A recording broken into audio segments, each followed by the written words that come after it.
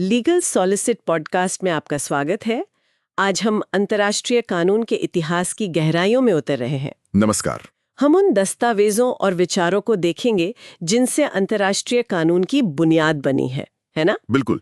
और ये समझना जरूरी है कि ये सिर्फ नियमों का एक सेट नहीं है। हाँ, ये इतिहास, शक्ति और अलग-अलग दृष्टिकोणों के संवाद और टकराव से बना है। सही कहा। और अक्सर लगता है कि इसमें पारंपरिक तौर पर पश्चिमी या यूरोपीय सोच ही हावी रही है। हाँ, ये एक बहुत बड़ा पॉइंट है।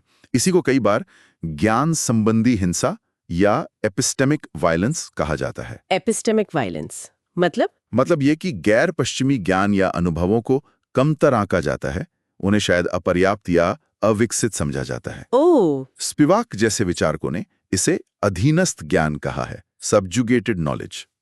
और यहीं पर फिर TWAAIL जैसे दृष्टिकोण सामने आते हैं। TWAIL यानी third world approaches to international law. जी, 12 अंतर्राष्ट्रीय कानून को उपनिवेशवाद के इतिहास और ग्लोबल साउथ के अनुभवों के संदर्भ में देखता है, उसे चुनौती देता है। अच्छा, तो ये एक तरह का काउंटर नैरेटिव है। हाँ, कह सकते हैं। चिमनी, ओकाफोर जैसे कई विद्वान इस पर काम करते हैं। ये दिलचस्प है। इसी इतिहास से जुड़ी एक और चीज है, खोज का सिद्धांत, डॉक्ट्रिन ऑफ डिस्कवरी। ये क्या था? हाँ, ये एक बहुत ही विवादास्पद अवधारणा रही है।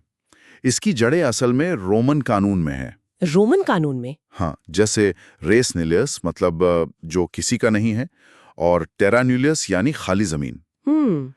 तो 15वीं सदी में पोप ने कुछ आदेश जारी किए, जैसे डम डाइवर्सिस और इंटरकटेरा। पोप ने? जी, इन आदेशों ने यूरोपीय शक्तियों को कहा कि आप उन जमीनों पर कब्जा कर सकते हैं जहां ईसाई शासक नहीं है। सच में? हाँ, और सिर्फ कब्जा ही नहीं, वहां के गैर ईसाई लोगों को गुलाम बनाने और उनकी संपत्ति छीनने को भी एक तरह से जायज ठहराया गया। ये तो काफी चौंकाने वाला है। और इसका असर बाद तक रहा? बिल्कुल रहा, सदियों तक।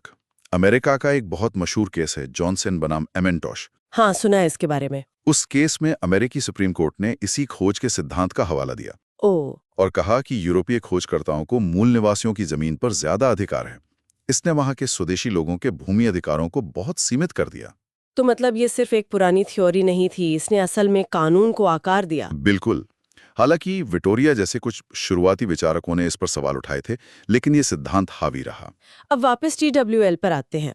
क्या TWL के विद्वान मानवाधिकारों पर भी सवाल उठाते हैं? हाँ, कुछ TW स्कॉलर्स हैं जैसे मकाउ मथुआ, जो मौजूदा मानवाधिकार व्यवस्था की सार्वभौमिकता पर सवाल खड़े करते हैं। क्यों? मानवाधिकार तो यूनिवर्सल माने जाते हैं ना? उनका तर्क है कि जो मौजूदा ढांचा है वो अक्सर पश्चिमी उदारवादी मूल्यों पर ज्यादा जोर देता है, जैसे नागरिक और राजनीतिक अधिकार, जबकि आर्थिक, सामाजिक और सांस्कृतिक अधिकारों पर शायद उतना ध्यान नहीं दिया जाता। अच्छा। और कुछ विद्वान इसे एक नए तरह का सभ्य बनाने वाला मिशन या सिविलाइजिंग मिशन भी मानते हैं। ओह, मतलब फिर वही असभ्य, पीड़ित, उद्धारकर्ता वाली कहानी। हाँ, कुछ हद तक यही आलोचना है। लेकिन क्या TWL सिर्फ आलोचना ही करता है या ग्लोबल साउथ के योगदान को भी देखता है? नहीं, योगदान को भी पहचानता है। जैसे डियान ऑटो बताती हैं कि एकजुटता के अधिकार, सॉलिडारिटी राइट्स, जिनमें विकास का अधिकार भी शामिल है, ये काफी हद तक तीसरी दुनिया के जो नए नए आजाद हुए देश थे, उनके प्रयासों का नतीजा थे। ये जानना जरूरी है। लेकिन हाँ, शक्ति असंतुलन का मुद्दा फिर भी बना रहता है, और इसका सबसे बड़ा उदाहरण शायद संयुक्त राष्ट्र सुरक्षा परिषद है। हाँ, सिक्योरिटी काउंसिल, जहां 5 स्थायी सदस्य हैं, P5। बिल्कुल। चीन, फ्रांस, रूस, UK और US।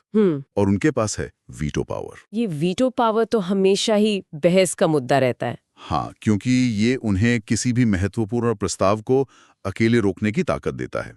इसका इस्तेमाल कैसे हुआ है हिस्टोरिकली? देखिए, ग्लोबल पॉलिसी फोरम के डेटा को देखें तो शीत युद्ध के दौरान सोवियत संघ ने इसका बहुत इस्तेमाल किया। अच्छा। बाद के सालों में अमेरिका ने सबसे ज्यादा वीटो इस्तेमाल किए हैं, अक्सर अपने साथी देशों को आलोचना या प्रतिबंधों से बचाने के लिए। जैसे मध्य पूर्व के मामले में? हाँ, जैसे मध्य पूर्व संघर्ष में अमेरिका कई बार इजराइल के खिलाफ प्रस्तावों को वीटो करता रहा है। और क्या ऐसा भी हुआ है कि मानवीय संकटों में दखल देने से रोका गया हो? दुर्भाग्य से हाँ, ये बहुत चिंता की बात है। रवांडा में 1994 में या दारफूर में 2004 में। ऐसे आरोप हैं कि वीटो का इस्तेमाल या उसके इस्तेमाल की धमकी ने अंतर्राष्ट्रीय कार्रवाई में बाधा डाली या उसे कमजोर किया। वीटो की धमकी, उसे छिपा हुआ वीटो कहते हैं क्या? हाँ, हिडन वीटो मतलब सिर्फ वीटो की आशंका ही काफी होती है किसी प्रस्ताव को आगे न बढ़ने देने के लिए, भले ही वोटिंग तक बात न पहुंचे। और इसके पीछे क्या कारण होते हैं? राष्ट्रीय हित? अक्सर हाँ, P5 सदस्यों के अपने राष्ट्रीय या व्यापारिक हित मानवीय हस्तक्षेप के रास्ते में आ जाते हैं। तो क्या इस वीटो व्यवस्था में सुधार की कोई बात होती है? बात तो बहुत होती है, कई प्रस्ताव आए हैं। जैसे कि वीटो का इस्तेमाल सिर्फ कुछ खास परिस्थितियों में ही हो, या फिर किसी प्रस्ताव को रोकने के लिए कम से कम 2 P5 सदस्यों की असहमति जरूरी हो, या शायद नए स्थायी सदस्यों को भी शामिल किया जाए और उन्हें भी वीटो मिले। हाँ, ये भी एक प्रस्ताव है।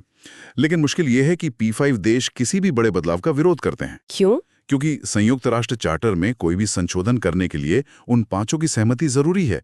वो खुद ही अपने पावर को कम क्यों करेंगे? बात तो है। वो अब भी यही तर्क देते हैं कि वीटो बड़ी शक्तियों के बीच टकराव टालने और संगठन को चलाने के लिए जरूरी है। तो कुल मिलाके ये साफ है कि अंतर्राष्ट्रीय कानून सिर्फ नियमों की किताब नहीं है।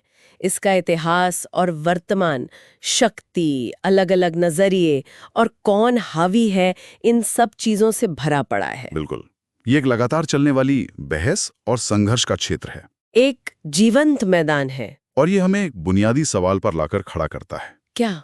कि जब तक अंतर्राष्ट्रीय कानून बनाने और उसकी व्याख्या करने में ये जो ऐतिहासिक शक्ति असंतुलन है और जो अलग-अलग आवाजों को दबाया गया है, जब तक इसे ठीक से समझा और सुलझाया नहीं जाता, क्या ये कानून कभी सचमुच निष्पक्ष और सबके लिए, मतलब यूनिवर्सल हो सकता है?